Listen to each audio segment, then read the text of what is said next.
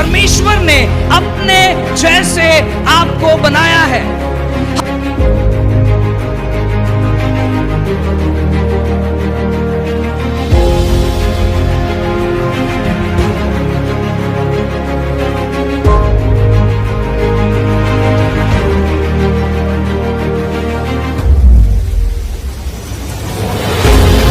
कैसर का है वो कैसर को दिया जाए, और जो परमेश्वर का है वो परमेश्वर को दिया जाए।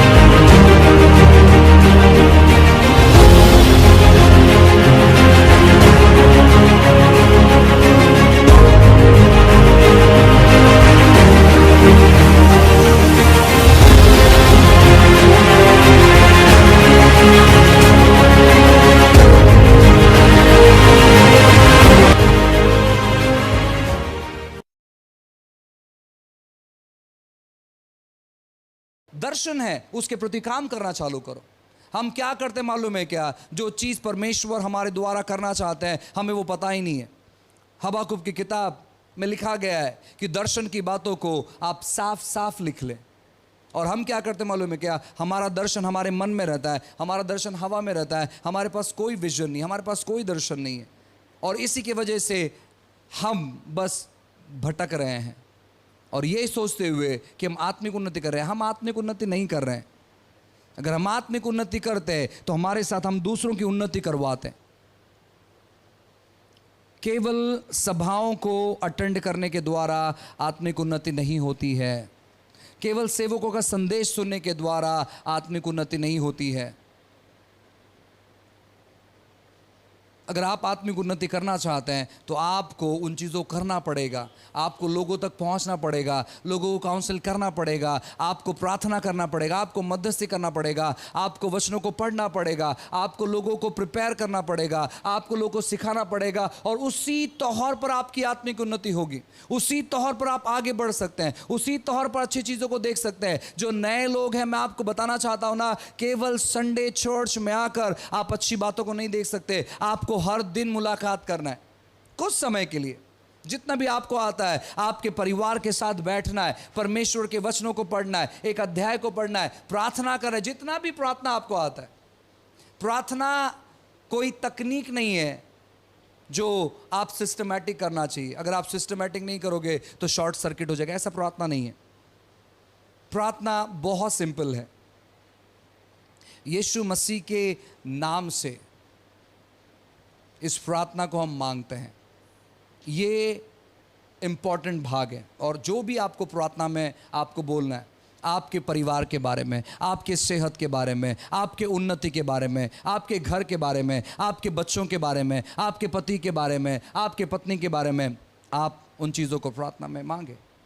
जब भी आप संगति करते हैं, देखिए कि प्रार्थना लोग कैसे करते हैं, देखिए कि वचन कैसे सुनाते हैं, देखिए वचन क्या बात करता है। और सेम चीज़ अपने घर पर जाकर अपने बाइबल खोलकर चेक करें और प्रार्थना करें। प्रभु, हम धन्यवाद देते हैं आज के दिन के लिए। प्रभु, आज आपने हमें अच्छा रखा, हम धन्यवाद देते हैं। प्रभु, मुझे मदद कर आपके वचन को समझने के लिए। जब मैं वचन पढ़ूं, पवित्र आत्मा मुझे सहायता कर, यीशु मसीह के नाम से, आमीन। और जब आप ऐसी चीज़ों करते हैं, परमेश्वर क्या करता है? उस भूख प्यास को देखता है। और फिर ऐसा लिखा गया आखिर में, और जो उद्धार पाते थे उनको प्रभु प्रतिदिन उनमें मिला देता था। जब आप संगति करना चालू करेंगे, जब आप प्रार्थना करना चालू करेंगे, जब आप सुसमाचार बांटना चालू करेंगे, जब आप स्तुति आराधना करना चालू करेंगे, लोगों का उद्धार अपने आप होने लगेगा और परमेश्वर लाके मिलाएगा। लोग नहीं, परमेश्वर लाके मुलाकात करेगा। परमेश्वर उन्नति देता है, परमेश्वर बढ़ोतरी देता है, परमेश्वर संपर्क देता है, परमेश्वर लोगों से मुलाकात करवाता है, परमेश्वर हर एक चीज करता है। जब आप अपना हृदय परमेश्वर के पीछे लगाते हैं, परमेश्वर अपना हृदय आपके पीछे लगाता है। जब आप ये चीज कर रहे होंगे तो हो सकता है तकलीफें आएंगी, हो सकता है परेशानियां आएगी, हो सकता है दिक्कतें होगी, हो सकता है समस्याएं होगी, हो सकता है कि यहां वहां की बहुत सारी बातें होगी। उनके बीच में आपको स्थिर रहना है। अगर आप बड़े काम को देखना चाहते हैं, दो चीज अपने जीवन से कभी नहीं हटाना। एक है विश्वास और दूसरा है धीरज। वेट, इंतजार करें, धीरज रखें। हम बहुतायत बार अपने जीवन में अस्थिर हो जाते हैं और हम विश्वास करना, वो मेरे लिए उतना काम नहीं कर रहा, नहीं रुको, वेट करो, इंतज़ार करो, थोड़ा समय बिताओ। हम कुछ चीज़ों को बोकर हम तुरंत हम नहीं कह सकते कि कल के कल मुझे यहाँ से फल चाहिए, नहीं, इंतज़ार करो। जब आप इंतज़ार करोगे तो अच्छे फल की आप कटनी काटने पाओगे। नहीं तो हो सकता है आप आपके टेंशन की वजह से, अस्थिरता की वजह से, धीरज नहीं रखने की वजह से आप क्या करोगे, आप उस बीज को वापस उखाड़ दोगे। आपको गैर यार फल नहीं दे रहा है, नहीं नहीं, थोड़ा सा रुको, थोड़ा सा इंतज़ार करो। हो सकता है कि 10 दिन, 15 दिन, महीना भर के बाद एक थोड़ा छोटा सा अंकुर आएगा, छोटा सा।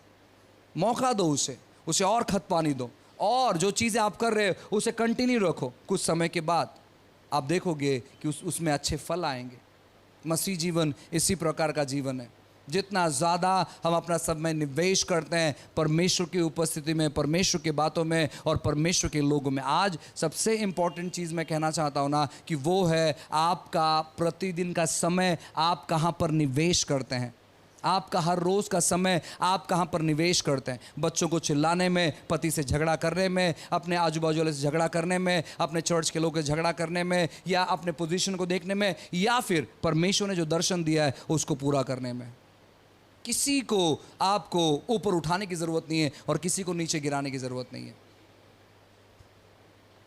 जितने भी लोगों ने सेवा करना चालू किया है, जो भी प्रचार करते हैं, मैं आपको कहना चाहता हूँ ना, जब आप किसी को सलाह देते हैं, जब आप किसी पुलपीट का इस्तेमाल करते हैं, पुलपीट का इसका मतलब होता है पुल फ्रॉम द पिट, यानी खड्डे में से बाहर निकालना। हमारा काम है कि वो लोग जो खड्डे में गिरे हुए हैं उनको बाहर निकालना। इसका इस्तेमाल कभी भी किसी को ताना मारने के लिए नहीं कहना है, कभी भी किसी को नीचे गिराने के लिए नहीं करना है, क्योंकि परमेश्वर ने आपको इसलिए चुना है ताकि जो लोग गिरे हुए हैं, वचन लिखा गया है कि उसने अपने वचनों को भेजा और जो लोग गड्ढे में गिरे थे उनको वहाँ से बाहर निकाला।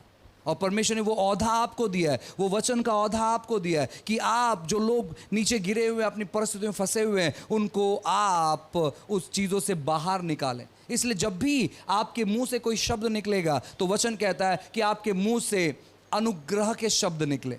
तो जब भी आप किसी से बातें करते हैं, किसी को नीचे गिराने के बारे में बातें नहीं करें। हमेशा जब आप बातें करोगे तो आपकी बातें परमेश्वर के वचन से लिंक होना चाहिए और लोगों की उन्नति के लिए होना चाहिए कि परमेश्वर आपके जीवन में कार्य करेगा। अगर कोई व्यक्ति आपको मिलता है जो शराब पिया हुआ है, ऐसे कभी नहीं कहे इसका कुछ नहीं हो सकता, ये बस मरने पर है, कभी मत कहे।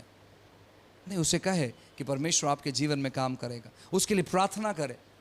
क्यों परमेश्वर ने उस व्यक्ति से आपका मुलाकात करवाया मालूम है? ताकि आपके द्वारा उसका परिवर्तन हो, आपके द्वारा उसके जीवन में बदलाव आए। उसको बताए कि आप उनके लिए प्रार्थना कर रहे हैं, और उनके लिए उस समय प्रार्थना तो करें ही, लेकिन साथ ही साथ जब आप अकेले अपने घर में रहते हैं तभी भी आप उनके लिए प्रार्थना करें। और देखो कैसे परमेश्वर आपकी प्रार्थना का इस्तेमाल करता है उस व्यक्ति के जीवन में बदलाव लाने के लिए, आपके प्रार्थना का इस्तेमाल करता है उस व्यक्ति के जीवन में एक उन्नति लाने के लिए। जितना ज़्यादा प्रतिदिन आप परमेश्वर के लोगों में बिताओगे उतना ज़्यादा आप महान चीज़ों को देखोगे।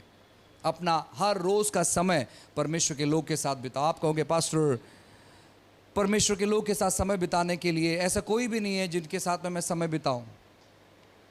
आप कुछ लोगों को तैयार करें जहाँ पर आप उनके साथ जाके समय बिताएंगे। मैं इंतज़ार नहीं करता हूँ किसी का कि कोई मेरे साथ में आकर समय बिताए।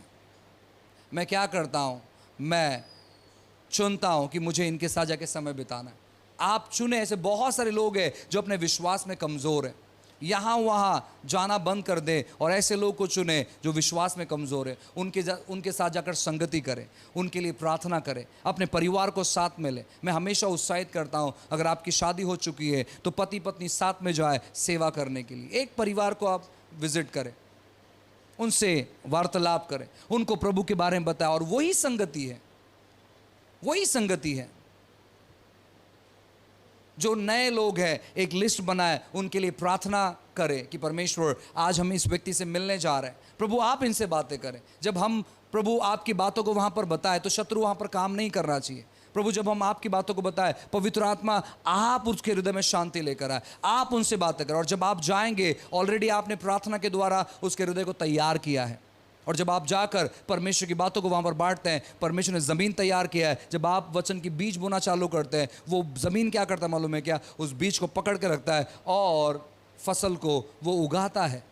आप तैयारी करना चालू करें। आप किसी का इंतज़ार करने की ज़रूरत नहीं है, किसी का इंतज़ार करने की ज़रूरत नहीं है। आप योजना करें, प्रभु सारे चीज़ों को प्रबंध करेगा।